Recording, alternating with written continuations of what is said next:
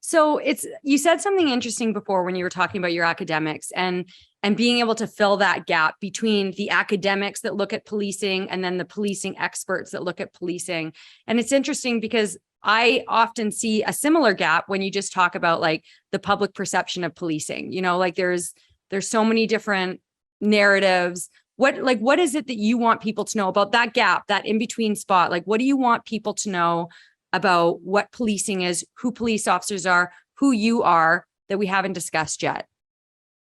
Oh, that's a great question. I think about the gap is that we are much more similar than we are different, and that the gap is not as wide as we think it is, and that we just need to listen to one another and really listen, not just hear, but like listen and take in everyone's perspectives and see that we really have an opportunity to work together, and that sometimes we get busy thinking like, okay, people who study the things, that's what they do. They don't know anything about actually doing them. Mm-hmm. But there is really kind of, I say like a symbiosis between the two. Like we can pull the two together and really progress things. Like we're in a space now where the world has changed so much. We're being, so much more is being demanded of us as police officers. And there are tools and there's information out there that we are very much seeking as an organization.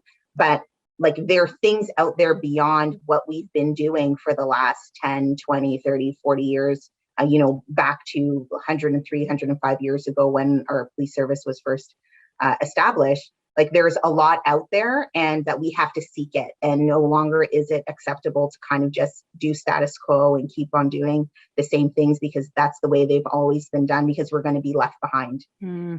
Right. So I think that's really the big thing, and that, each of us individually within the police service, just like each of us in society, should look to ourselves as having some level of responsibility for progressing things in our organization and society more broadly. So there isn't as big of a gap between the two, and that it's really important for us to try and bridge that gap, not just between academics and police experts, but between policing and community, between, older generations and younger generations. Like we're not that different and we're not that far apart, and we should focus more on how we are similar and how that similarity can progress us rather than focusing on our differences and why we can't do this or we can't do that.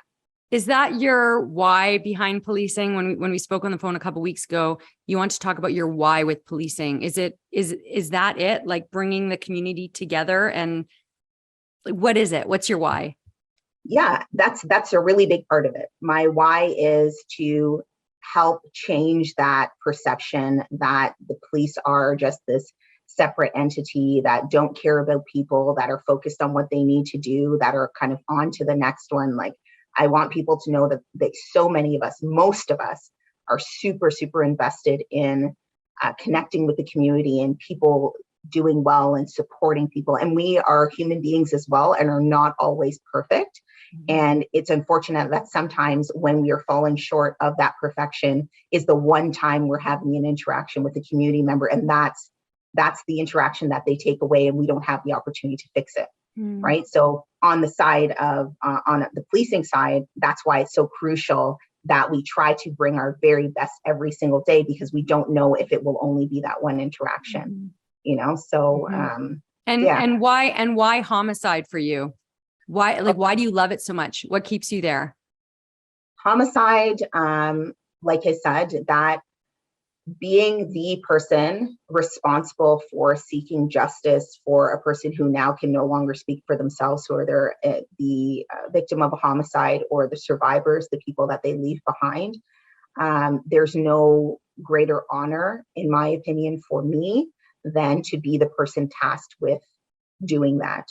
And I talked about just recognizing that when someone loses a loved one by the hand of someone else, that they have no recourse, like they have to trust us that we're going to do a good job and that we are going to work hard. And sometimes, most of the times, they're not talking to us every day. They don't know what we're up to. It may seem like we're not doing anything, but because I know that I have this responsibility to them, and I know that, God forbid, I was in the situation, that I would want someone who was compassionate and cared and knew about me and knew about my family and was working hard even when they were tired and working relentlessly no matter what the circumstance. Like that is the person that I want to be for them, and that I strive to be for the victims, their families, and certainly my colleagues around me, and they try to do the same for me. Like that is 100% the reason that I'm here. The work is amazing.